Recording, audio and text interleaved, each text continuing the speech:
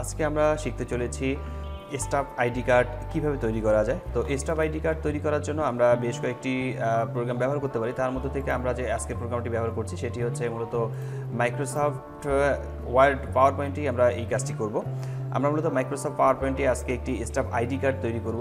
আর যে আইডি কার্ডটি তৈরি করতে গেলে আর নর্মালি আইডি কার্ডের যে সাইজটি রয়েছে সেই সাইজটি মূলত 3.375 ইঞ্চি হয়ে থাকে। 3.35 ইঞ্চি এটা হয়ে থাকে হোয়াইট। আর যদি হাইট দিতে চান এটা হচ্ছে হাইট থাকে মূলত 3.375 ইঞ্চি এবং যদি হোয়াইট থাকে সাধারণত 2.125 ইঞ্চি। এটা মূলত হোয়াইট, তো হাইট এবং হোয়াইট সাইজটা এটা থাকে। আমরা ইনসার্টে ক্লিক করব, ইনসার্টে ক্লিক করার পর শেপে ক্লিক করব, শেপে ক্লিক করে এখান থেকে একটি রেক্টাঙ্গেল বক্স নিয়ে নেব। আর এই রেক্টাঙ্গেল বক্সটিকে আমরা আমাদের পছন্দ মতো এরিয়াতে ড্র্যাগ করে নেব। আমরা একটু বড় করে ড্র্যাগ করে নেব যেন আমরা একটু বড় করে ড্র্যাগ করে নেব এভাবে, ঠিক আমাদের জন্য কাজটি একটু সুবিধার হয় এবং পেপারটার জন্য এইচডি হয়। সেই জন্য আমরা এই ফাইলটিকে একটু বড় করে আমরা ড্র্যাগ করে নেব। তো এরপরে কাজটি হবে আমরা শেপ ফিলে ফরম্যাটে ক্লিক করার পর এখান থেকে ফিল থেকে নো ফিল ক্লিক করছি। শেপ ফিলে ক্লিক করে নো ফিল থাকবে। আর ইনসার্টে ক্লিক করার পর আবার শেপ সি ক্লিক করব, শেপ সি ক্লিক করে নিচের দিকে আমরা একটা রাউন্ড যেমন এখানে ক্লিক করছি, এটা ক্লিক করার পর আমরা এটাকে ড্র্যাগ করে নিই। তো এটাকে আমি এখান থেকে ঘুরিয়ে দেব, ঘুরিয়ে দেওয়ার পর এদিকে রেখে দিচ্ছি, এখানে ড্র্যাগ করে নেব। তো এই পর্যন্ত ড্র্যাগ করে নিচ্ছি। আরও একটু নিচের দিকে নামাতে পারি, আর একটু নিচের দিকে নামালে হ্যাঁ ঠিক আছে, আরও নিচের দিকে নামাতে পারবো, সমস্যা নেই। এখান থেকে আরও বেশ কিছুভাবে আরও একটু পছন্দ মতো কাজটা করে নেওয়া যাবে আর কি। তো আমি এর কালার চেঞ্জ করতে হয়ে গেলে সে ফরম্যাটে ক্লিক করব, ফরম্যাটে ক্লিক করার পর সে ফিলে ক্লিক করে এখান থেকে আমি নীল কালার দেবো। ফরম্যাটে মোর ফিল কালার স্ট্যান্ডার্ড এবং হচ্ছে আমি এখান থেকে ডিপ নীল ব্যবহার করছি। আর আউটলাইনের কালারটাকে আমি এখান থেকে নো আউটলাইন করে দেবো, নো আউটলাইন করে দিচ্ছি। এরপর আবার একটি কাজ করব, সেটা হচ্ছে শেপে ইনসার্টে ক্লিক করছি, ইনসার্টে ক্লিক করার পর এখান থেকে রেক্টাঙ্গেল বক্স আরেকটা নিয়ে নেব। তো রেক্টাঙ্গেল যে শেপটি আছে এটাকে আমরা ড্র্যাগ করে এই পর্যন্ত আমি এখানে ড্র্যাগ করে দিচ্ছি। আর এর কালার আমি একটু পরেই চেঞ্জ করব, আর কালারটা আপনারা এখনও চেঞ্জ করতে পারেন, সমস্যা নেই। ফরম্যাটে ক্লিক করতে হবে, ফরম্যাটে ক্লিক করার পর এডিট শেপ এবং হচ্ছে কনভার্ট টু ফ্রিডম। এরপর হচ্ছে আবার এডিট শেপে ক্লিক করার পর এডিট পয়েন্টারে ক্লিক করব, ক্লিক করে এটাকে ধরে আমি এখান থেকে একটু উপরের দিকে উঠিয়ে দিচ্ছি, এখানে ঠিকঠাক এই জায়গায় বসিয়ে রাখবো।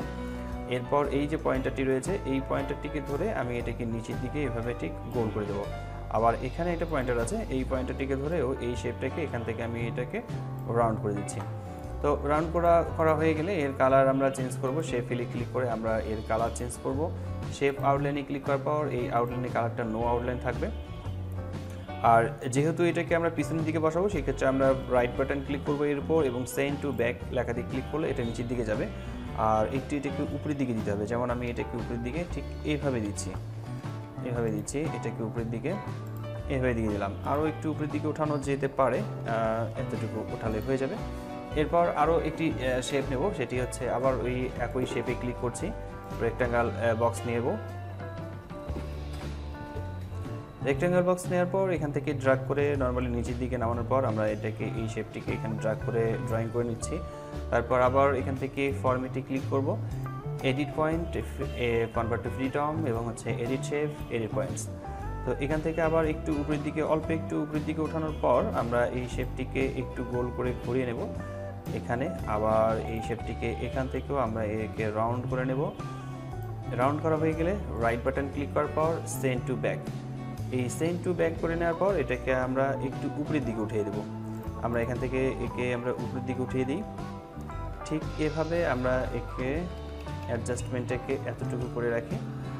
আর এর কালার চেঞ্জ করতে হবে, সে ফিলে ক্লিক করে আমরা কালার চেঞ্জ, এখান থেকে কালারটি একটু আপনাদের পছন্দ মতো ঠিক করে নেবেন। আর যে কালারটি সবচেয়ে বেশি ভালো হবে সেই কালারটি আপনারা এখান থেকে ব্যবহার করতে পারেন। তো আমি এখান থেকে কালার আপাতত ব্যবহার করছি, এই কালারটি থাকছে এবং শেপ আউটলাইনে ক্লিক করার পর নো আউটলাইনে ক্লিক করব। তো মোটামুটি যথেষ্ট পরিমাণে ঠিক আছে, এর কালার মোটামুটি বোঝা যাচ্ছে। ব্যাস এখানে মোটামুটি সব কিছু ঠিকঠাক থাকলো। আর যদি আপনার কোনো অ্যাডজাস্টমেন্টের দরকার হয় তাহলে এখান থেকে অ্যাডজাস্টমেন্ট ঠিক করে নেওয়া যাবে। এরপরের কাজটি হচ্ছে আমাদের একটু জুম করে নিই, এটা এখানে জুম করে নিলে একটু কাজ করতে সুবিধা হবে। আর এখানে যদি খুব বেশি বড় হয়ে যায় তাহলে এটাকে ছোট করে নিতে পারবো, সমস্যা হবে না, আরও ঠিকঠাকভাবে নেওয়া যাবে। তো এখানে আমরা একটু ছবি বসাবো, ছবি বসানোর জন্য ইনসার্টে ক্লিক করছি, ইনসার্টে ক্লিক করার পর আবার শেপে ক্লিক করব। এরপর আমরা একটি ওভাল নেব। এটি ওভাল নেওয়ার পর আমরা ওভালটিকে এখানে ড্র্যাগ করে নেব। আর শিফট প্রেস করা অবস্থাতে যদি আমরা এই ওভালটাকে ড্র্যাগ করে নিই তাহলে এই রাউন্ডটা ঠিকঠাক থাকবে। এই রাউন্ডটা ঠিকঠাক থাকবে। শিফট চেপে ধরে এই ড্র্যাগটা করে নিতে হবে। এরপর ফরম্যাটে ক্লিক করে আমরা এখান থেকে অ্যালাইন্স আমরা সেন্টার করে রাখবো, অর্থাৎ ওভালটার জন্য ঠিক মাঝামাঝি দিকেই থাকে। আর এর ভিতরে ছবি ইনপুট করার জন্য আমাদেরকে শেপে ক্লিক করতে হবে। এখান থেকে পিকচারে ক্লিক করব। পিকচারে ক্লিক করার পর আমরা এরপর আসবো ডেস্কটপে। আমাদের ছবি ডেস্কটপে আছে। ডেস্কটপে ক্লিক করার পর ইনসার্টে ক্লিক করছি, ছবিটি এখানে শো করছে। আর ছবিটিকে একটু ঠিকঠাকভাবে এখানে রাখা হয়ে গেলে আমাদের নেক্সট কাজ হবে এখানে নিচের দিকে লিখে রাখা, অর্থাৎ আমাদের যে স্টাফ আইডি কার্ডটি রয়েছে তা আমরা আইডি কার্ডের নেম লিখব।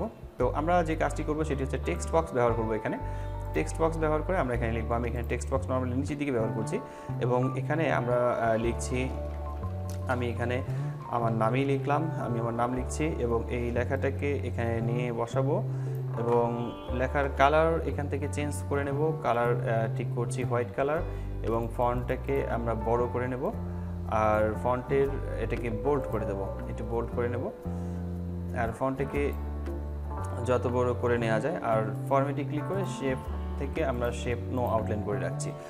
এরপরের কাজটি হবে আমাদেরকে ডেজিগনেশন লিখতে হবে। ডেজিগনেশন লেখার জন্য আমরা ঠিক এরকম আরও একটি টেক্সট বক্স তৈরি করব এবং এই জায়গায় আমি লিখছি কম্পিউটার অপারেটর। আর এখানে এগুলোকে সেন্টার করার জন্য অ্যালাইন্স থেকে আমরা এখান থেকে সেন্টার অপশনটি ব্যবহার করতে পারি। এই ঠিক এটাকেও ধরে আমরা এখান থেকে সেন্টার এখানে করে দিতে পারি। তাহলে এখানে নাম লেখা এবং ডেজিগনেশন লেখা হয়ে গেলে নিচের দিকে আমাদেরকে আবার টেক্সট বক্স তৈরি করতে হবে। আমি এখানে নর্মালি আবার একটি টেক্সট বক্স তৈরি করছি। টেক্সট বক্স এখানে তৈরি করে নেওয়ার পর আমাদের প্রথমে হবে আইডি নাম্বার। আমরা এখানে আইডি নাম্বার আমরা ব্যবহার করব এবং পরবর্তীতে আইডি নাম্বারের পর আমরা একবার ট্যাব বাটন চাপবো। ট্যাব বাটন চাপার পর এখান থেকে দিয়ে দেবো ক্লোন এবং স্পেস ব্যবহার করব 5 থেকে 6 বার, 1 2 3 4 5। আমি 5 বার স্পেস দিয়ে দিলাম এবং আইডি নাম্বার যে থাকবে আমরা আইডি নাম্বার একটা সিলেক্ট করতে পারি। এন্টার প্রেস করার পর আমরা এখানে ডিপার্টমেন্ট কথাটি ব্যবহার করব। আমি ডিপার্টমেন্ট লিখছি, ট্যাব বাটন প্রেস করে ক্লোন দিয়ে দিচ্ছি। 5 বার আমি এখানে এন্টার প্রেস করলাম। তো এখানে অ্যাকাউন্টিং অথবা যে কোনো একটা ডিপার্টমেন্ট আমি এখানে লিখে দিতে পারি। তো আমি এখানে লিখছি অ্যাকাউন্ট, আমি অ্যাকাউন্ট লিখলাম। এরপর হচ্ছে এন্টার প্রেস করার পর আমি এখানে লিখছি ইমেল। ইমেল আইডি লেখার পর ইমেল আইডি আমাকে লিখতে হবে। আমি এখানে 5 বার চাপার পর আমি এখানে লিখছি। তো আমি এখানে ইমেল আইডি লিখছি। ইমেল আইডি লেখার পর আবার এন্টার প্রেস করলাম। এরপর হচ্ছে ফোন নাম্বার আমাকে লিখতে হবে। ফোন নাম্বার লেখার পর আমি এখানে ফোন নাম্বার লিখব। 5 বার আমি এখান থেকে স্পেস ব্যবহার করব। আমি এখানে 01717 এখানে নাম্বার যা থাকবে সেই নাম্বারটি আমরা এখানে ব্যবহার করব।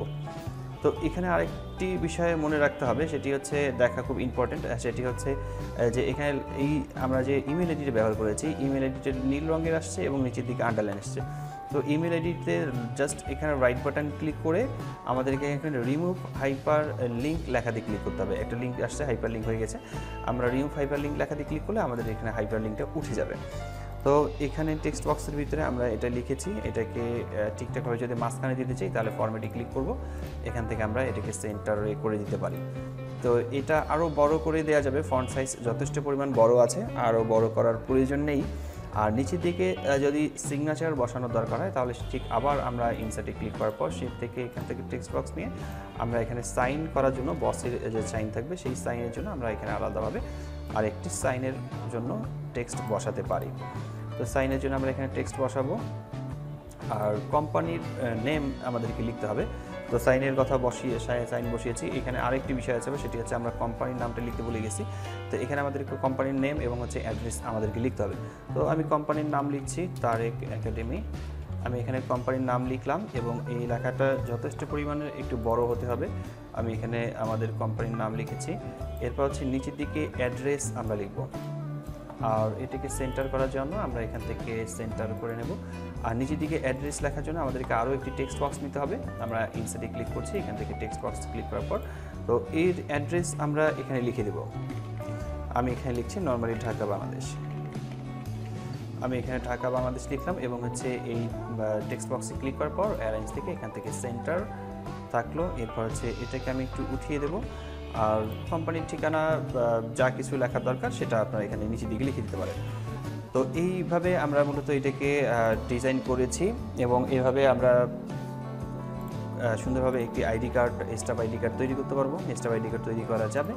আর এখন এই আইডি কার্ডটিকে আমরা আরেকটি কাজ করব, সেটি হচ্ছে সেভ করব। এটাকে সেভ করে প্রিন্ট করতে হবে। এই প্রিন্ট করার জন্য আমাদেরকে যে নর্মালি যে কাজটি করতে হবে সেটি হচ্ছে আমরা প্রথমে ফাইলে ক্লিক করব। ফাইলে ক্লিক করার পর আমি প্রথমে এটাকে সেভ অ্যাজ করে নিচ্ছি। সেভ অ্যাজ করে নেওয়ার জন্য ডেস্কটপে আমরা নর্মালি একে সেভ প্রেজেন্টেশন আকারেই সেভ করতে পারি, সমস্যা নেই।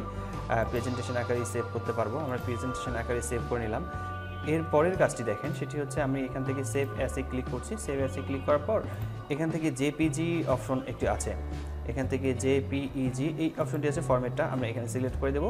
এরপর হচ্ছে আমি প্রেজেন্টেশন অথবা আইডি নাম্বার লিখে রাখি, আইডি। তো এরপর সেভ লেখাতে ক্লিক করে আমি এখান থেকে কারেন্ট স্লাইড অনলি আমি এখানে ক্লিক করছি। এরপর হচ্ছে ক্লোজ করে দিচ্ছি। এখন এখানে এইচডি আকারে একটা জেপিজি আকারে এটা আমাদের আইডি কার্ড সেভ হয়ে গেছে। তো এই ফাইলটি পুরোটাই এইচডি থাকবে। আর এখন যদি আমরা এটাকে প্রিন্ট করতে চাই, যদি মাইক্রোসফট ওয়ার্ড প্রোগ্রামটাতে নিতে চাই, তো মাইক্রোসফট ওয়ার্ড প্রোগ্রামটিকে আমি এখান থেকে ওপেন করে নিচ্ছি। মাইক্রোসফট ওয়ার্ডেও এই কাজটি করা যাবে। তো আমি এখান থেকে মাইক্রোসফট ওয়ার্ড প্রোগ্রামটিকে ওপেন করে নিচ্ছি। মাইক্রোসফট ওয়ার্ড প্রোগ্রামটিকে ওপেন করে নেওয়ার পর নর্মালি আমরা এখান থেকে পিকচার ইনসার্ট করব। পিকচার ইনসার্ট করার জন্য আমাদেরকে ডেস্কটপে ক্লিক করতে হচ্ছে। আর ডেস্কটপে আমাদের যে ছবিটি আছে আইডি কার্ড আমরা ইনসার্ট করলাম। তো আইডি কার্ডটি একটু বড় হয়ে গেছে। আর টেক্সটাইপিংয়ে in front of text click করে নেব। আর এই যে এরিয়াগুলো আছে এই এরিয়াগুলোকে আমরা রিমুভ করব। ক্রপে ক্লিক করে নিচ্ছি। ক্রপে ক্লিক করার পর এখান থেকে এভাবে রিমুভ করে দেওয়া যাবে। এখান থেকে রিমুভ করে নেব এই সাদা অংশগুলোকে আমরা এখান থেকে রিমুভ করে নিচ্ছি। আর এই দিক থেকেও আমরা এটিকে রিমুভ করে নেব। তো আমি একটু আগে আপনাদেরকে বলেছিলাম যে আইডি কার্ডের একটা সাইজ আছে, এই সাইজটিকে আমাদের ঠিক করে দিতে হবে। আর এই আইডি কার্ডের সাইজটি হচ্ছে 3 পয়েন্ট, আমরা এখানে সাইজ দিয়ে দিচ্ছি।